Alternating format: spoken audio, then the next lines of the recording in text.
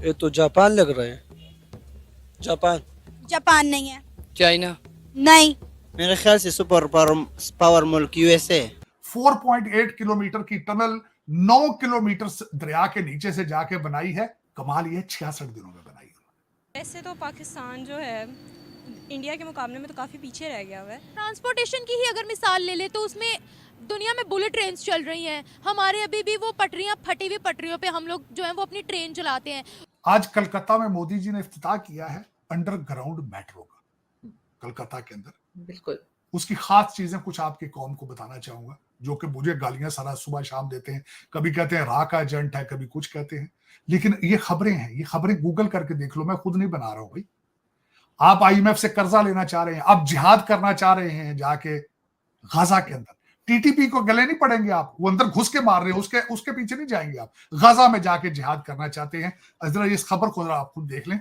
4.8 kilometre दरिया के नीचे से उन्होंने कलकत्ता और हावड़ा, एक जगह है जो कलकत्ता के साथ इंडस्ट्रियल जगह है, उन्होंने उसको जोड़ा है दरिया के नीचे से, क्योंकि ट्रैफिक बहुत ज्यादा थी। 4.8 किलोमीटर की टनल 9 किलोमीटर दरिया के नीचे से जाके बनाई है, और बनाई सिर्फ 66 दिनों में।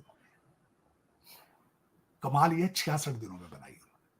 अच्छा, मैं आपको एक ट्रेन दिखाने वाली हूँ। ये अंडर वाटर मेट्रो है, ठीक है। आपने ये देखकर बताना है ये किस मुल्क में, किस शहर में बनाई गई है। ये तो जापान लग रहा है। जापान। जापान नहीं है। चाइना। नहीं। मेरे ख्याल से सुपर पावर मुल्क यूएसए। सुपर पावर मुल्क यूएसए नहीं, यूएसए भी नहीं है। फिर जापान ही हो सकती है। अच्छा, वैसे ट्रेन कैसी लग रही है? मतलब लाइक अंडर वाटर मेट्रो चल रही है, कैसी लग रही है? अच्छी लग रही है कि टेक्नोलॉजी जबरदस्त। मतलब ये जापान हो सकता है। अरे नहीं भाई, जापान नहीं है। ऑस्ट्रेलिया।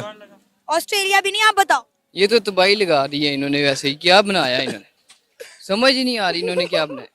समझ ही नहीं आ रही, मुझे तो समझ आ रही है। तबाही फेर दी इन्होंने वैसे। अच्छा, मैं बताऊं?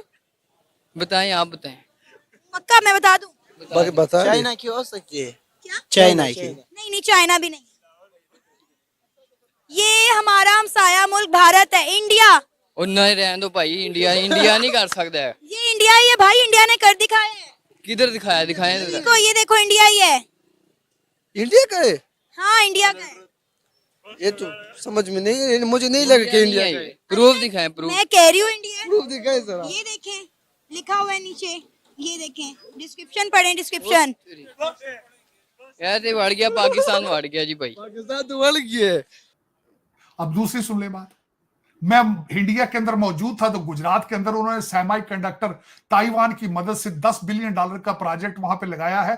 खूबसूरती उसकी ये होगी कि 100 डे के अंदर वो ऑपरेशनल हो जाएगा, एक 100 डे के अंदर। तो आरजू, मैं ये ऐसे नहीं कह रहा, ये मैं हवा में नहीं छोड़ रहा हूं। बिल्कुल। Sun will be rising from Bharat. मैं ईस्ट का भी कह रहा हूं। इसका पहले मैं चाइना का भी कई दफा साथ शामिल करता था, लेकिन इस वक्त उनकी इकॉनमी बहुत स्लगिश है, हालात उनके खराब हैं। कोविड के बाद उनके हालात ठीक नहीं है। लेकिन आपको मैंने जिस तरह पहले बताया था कि ये मेरी इंफॉर्मेशन नहीं है।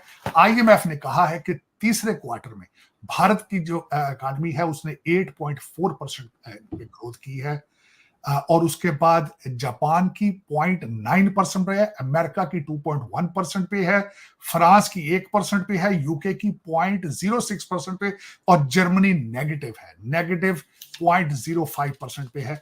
तो अब खुद आज अंदाजा लगाएं कि सन कहां से राइज कर रहा है, ये खुद सोचना होगा।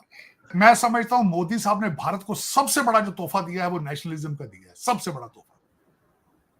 नेशनलिज्म के बगैर Nations can not survive without nationalism. पता नहीं आपको इस बात की समझ नहीं आ रही, क्या वजह है? क्यों आपका बच्चा पैदा होता है पहले दिन ही लंदन के ख्वाब देखने शुरू कर देता है? वैसे तो पाकिस्तान जो है इंडिया के मुकाबले में तो काफ़ी पीछे रह गया हुआ है, लेकिन आप देखा जाए तो इंडिया ने वैसे काफ़ी ज़्यादा तरक्की की है। पाकिस्तान काफ़ी अंडर डेवलप्ड हुआ है। अब जैसे बांग्लादेश को देख लें, बांग्लादेश हमारे बाद वो आज़ाद हुआ था, लेकिन वो हमसे ज़्यादा तरक्की कर रहा है। तो यही है कि पाकिस्तान इन्हीं पॉलिटिकल्स की वजह से ना पीछे रहता जा रहा है। आपको क्या लगता है? मुझे ये लगता है कि मेजर फैक्टर हमारा एजुकेशन है, जिसकी वजह से हम लोग पीछे रह गए। इंडिया की अलबत्ता वो बहुत ज़्यादा उन्होंने डेवलप करी है उनमें, लेकिन उनका लिटरेसी रेट बहुत अच्छा है। लेकिन हमारे साथ जो बाकी कंट्रीज़ हैं जिन्होंने अब हमसे बाद वो हुए हैं, डेवलप हुए हैं, उन्होंने हमसे ज़्यादा एजुकेशन की वजह से बहुत ज़्यादा आगे पहुँच गए हैं वो। अगर हम पूरे इंफ्रास्ट्रक्चर की पाकिस्तान की बात करें तो इंफ्रास्ट्रक्चर में कितनी डेवलपमेंट हमने की है?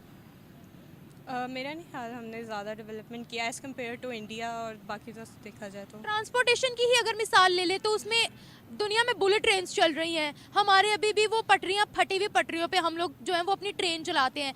तो उस चीज़ में भारत आगे कैसे निकल गया और हम क्यों पीछे रह गए?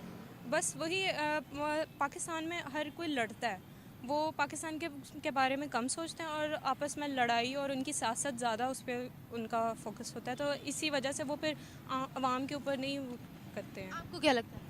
मुझे लगता है कि उन्होंने अपनी जितनी भी हाई उनकी जो रैंक्स है ना, वहाँ पर उन्होंने तलीम याफ्ता लोग बैठाए हुए हैं, जिससे उन्होंने अपने साइंटिस्ट वगैरह को अपने प्राइम मिनिस्टर वगैरह बनाया है, जिस वजह से उनकी ये जो चीज़ें वो नई चीज़।